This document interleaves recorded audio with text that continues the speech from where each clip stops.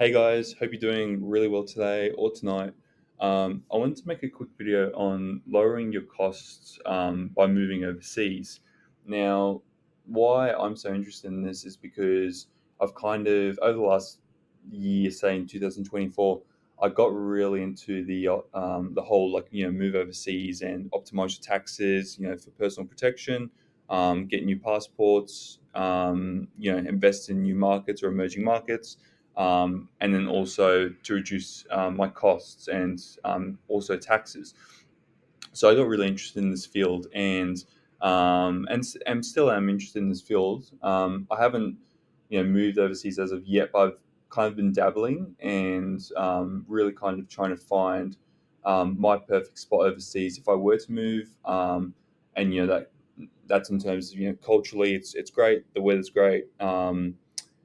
Taxes are good, costs are low, etc., etc., and somewhere I actually really want to be. So let's just get into just exactly why it could be an option for you, and I guess explore why you might want to do so and how you approach it.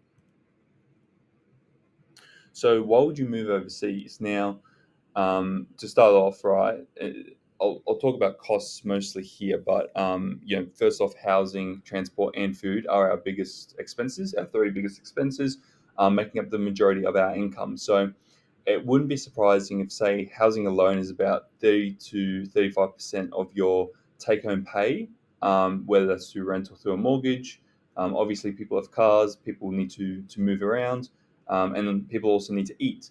Now, I wouldn't be surprised if that makes up, say, even 70 to 80% of people's post-tax income or net income, with the rest being spent on, some new clothes, maybe some healthcare, maybe some money to invest. But a lot of people spend the majority of their money on those three things. So if you can kind of cut those out or reduce them, I mean, that would be a significant difference to your take-home pay. Now, another big point here are taxes, right? So taxes are a major expense for anyone that's a high income earner. And in my case, it's towards that 47%, that top tax bracket in Australia. So it definitely takes out a lot of money each pay. You can almost think of it like you're working half the year for free. So if you're able to move overseas and say cut that down from 47 to, you know, even 15, 10%, that's you know, that's a massive reduction. And obviously you'll be able to reap that back in, after tax income, and then be able to invest that or live a better life. Now, along with the lower cost of living, quality of life will also increase if you move to the right place. So, when I'm talking about moving overseas, I'm not talking about moving to some rural part of India or some place like Afghanistan or something like that. The places we'd be looking at are places in Southeast Asia, South America, potentially some places in North America, um, Africa maybe, and places like Europe. So quite developed, quite first world countries. So obviously you wouldn't go overseas and live a poor life. You want to live a better life overseas. And look, I'll end with this, right? There is a compounding effect in saving more money over time, especially when you do lower your taxes, right? So if you can cut down, or let's just say you can invest an extra 30% a year because you've cut down 40% in taxes. If you can invest 30% each year, that compounds. So it's not just 30%, 30%, 30%. It's going to be 30%, right, additional, and then you're going to have 30% on top of that, on top of that, on top of that. And ultimately it ends up being an exponential growth over time, depending on how long you stay overseas and reduce those taxes or those costs. Now, a couple of examples that people might find interesting is that if you're new to this, believe it or not, but Southeast Asia is really, really popular when it comes to the expat world or the digital nomad, move overseas and reduce taxes.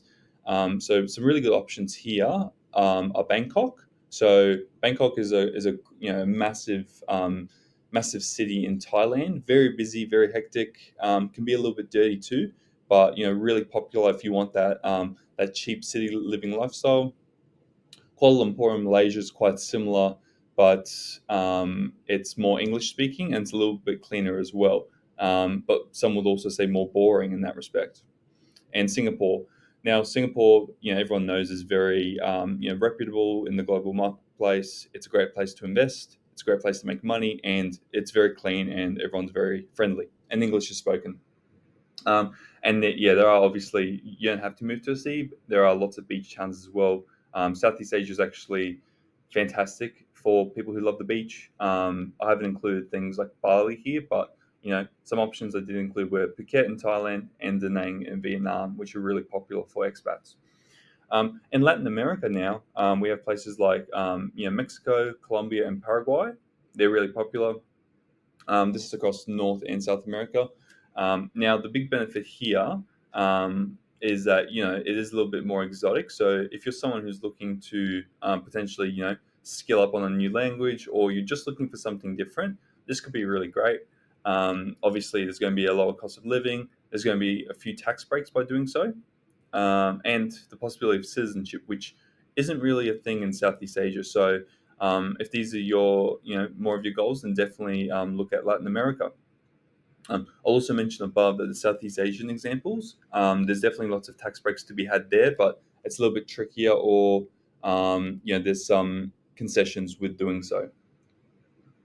Now, in Europe, there are going to be a heap of options, believe it or not, and lots of different tax systems when it comes to saving money. For example, there's one called the non-dom, which non-dom essentially is it means non-domiciled, which means if you're not living in a specific country, um, and it's more of a short-term thing, you might be living there, but you might not be domiciled there. So essentially, it's not your home, but you live there. It's a little bit tricky to explain, but long story short, you're able to exempt a lot of income, even though you might live in a very high tax place like Ireland or the UK or Malta or Cyprus. There are some other options like lump sum tax. For example, in Italy and Switzerland, you pay a set amount, whether that's 100,000 euros or a little bit more, and that's all you have to pay. And look, that might not work for low income earners, but if you're earning $10 million a year, 100 grand is 1%. So quite cheap to some. And some they just exempt you totally from taxes. For example, Monaco has no tax. There are also some ways in some of the islands like Jersey, Guernsey, and Sark to kind of avoid taxes. Now, look, yeah, I mean these are some really high level options. I've missed a lot around the world. I haven't gone into detail, but just know that there is somewhere for everyone to live their ideal life.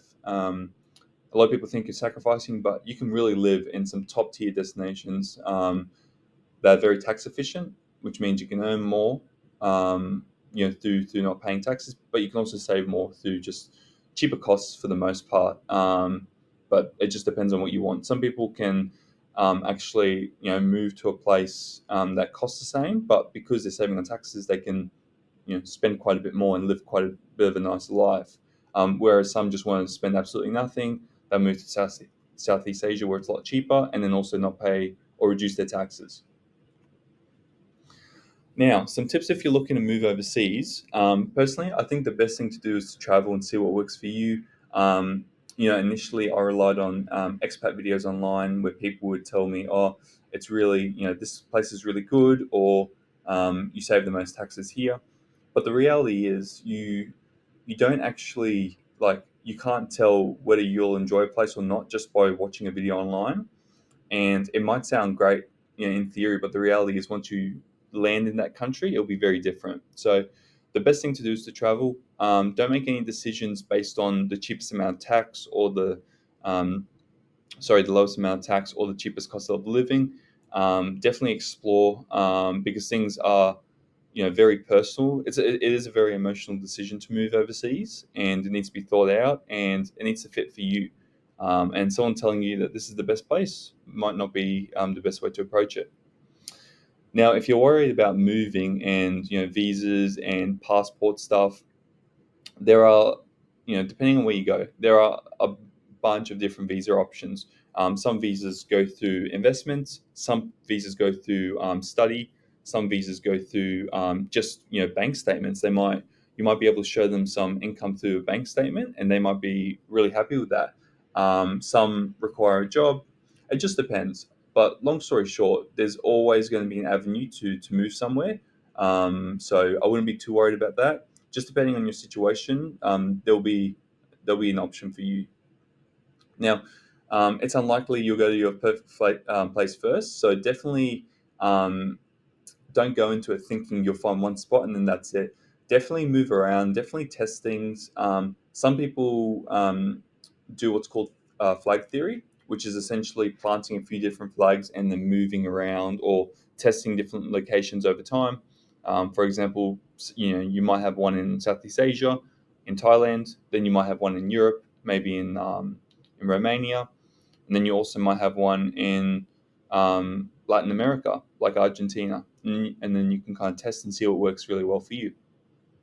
Um, and yeah, look, I'll end with this, right? You don't have to be ready now to make a move. This might be very new to you. But, even if you're remotely interested, start testing things now. This is what I'm doing personally. I don't plan on leaving anytime soon, but I think that there is options for reducing your costs and taxes overseas. I think is really awesome.